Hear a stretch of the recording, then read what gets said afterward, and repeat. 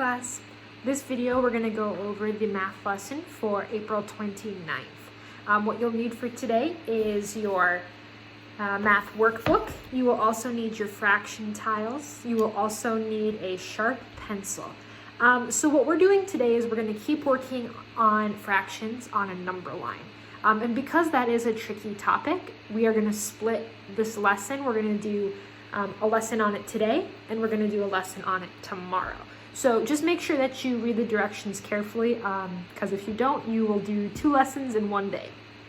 We're going to do pages 595 and 596 together in this video, and then you just have to do page 599 by yourself today. That's all, just that one little page. So go get your supplies and get ready, and we'll get started. All right, here I am with page 595, and it's called Hands-On Fractions on a Number Line. Let's read. Represent the fraction 1/3, 2/3, and 3/3 on a number line. Number 1, start at the left. Place a 1/3 fraction tile above the number line and trace the tile and shade in the figure. So I do have my tiles. You can see they're not the same size as the ones they have. But I'm still going to do what they say. I'm going to build it, and we'll be able to see that it still equals 1 whole. Okay, so we've got this piece. What does this represent? This represents 1/3, right? It says that right on the bar. Good. Step 2, place a second 1/3 tile above the number line next to the shaded figure. Okay, here we go. Get my second one. Place it here. Fantastic.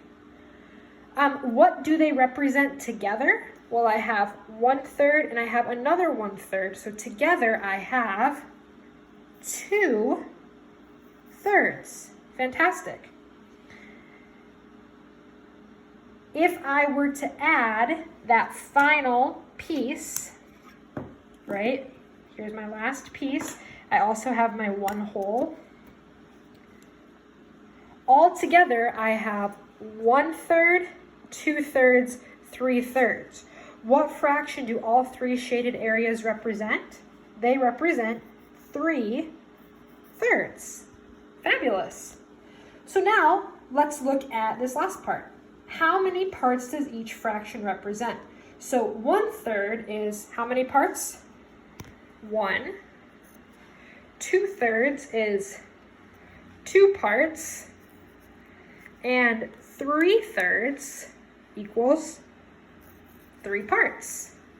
And if we move away our little fraction tiles, we can see that here we have 1/3, 2/3, and 3/3. Here's our whole. Here's 1/3 from here to here, another third from here to here, and another third from here to here. Altogether, they equal 3/3. All right, let's turn the page. And we are going to try it. It says, locate the fractions 1/3 and 2/3 on the number line. Okay, well, I see that they have 1/3, 2/3, 3/3. They have 3 1/3s that they put together. It says one endpoint of the fraction tile represents 1/3 is at 0. So here is where we start. Make a tick mark on the number line to show the other endpoint. So we start here, and we end with the first third here. This is how many thirds? This is 1/3. That's the fraction, 1/3.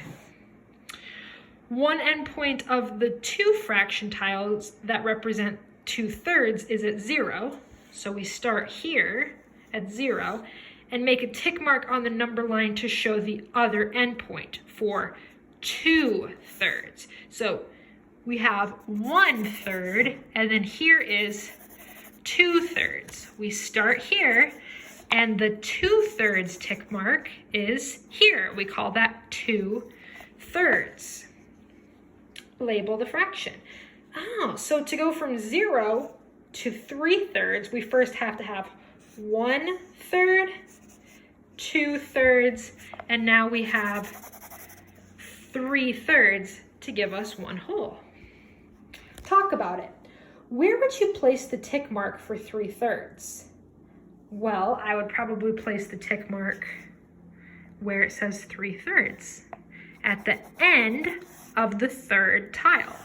1 tile, 2 tile, 3 tile. And it says explain, so I'm going to write, I would place it at 3/3 is where I would place it, or I could say I would place it at 1 because 3/3 is the same as 1/2.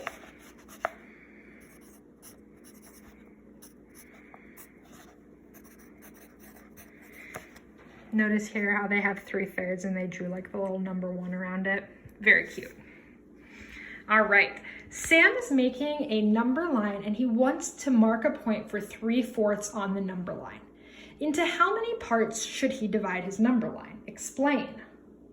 Well, let's look at this one to help us. How many parts is this number line broken into? It has 1, 2, 3. What's my denominator?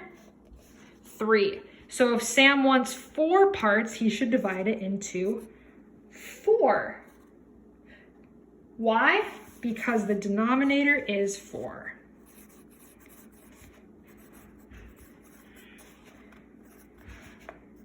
All right, and now we're on our last problem for the day. Suppose Lisa makes a number line from 0 to 1.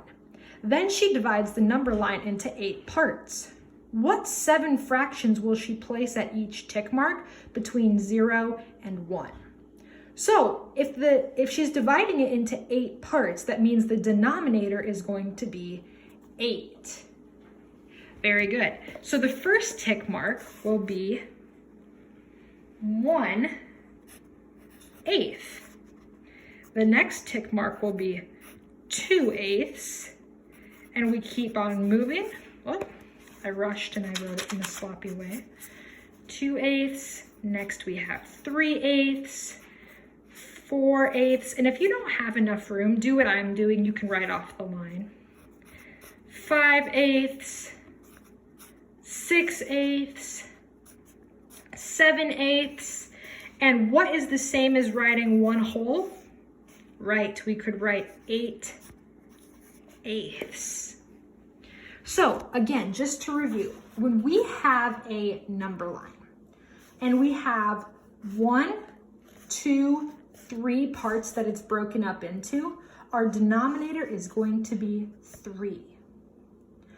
We're going to keep working with this more tomorrow, but for your independent practice today, all you are going to do is these problems number 1 and number 2 on page 599. It says label each unknown with the fraction of the whole it equals. So this much is 1/4. This much is also 1/4. So you'll finish this. Same thing, you'll finish it here.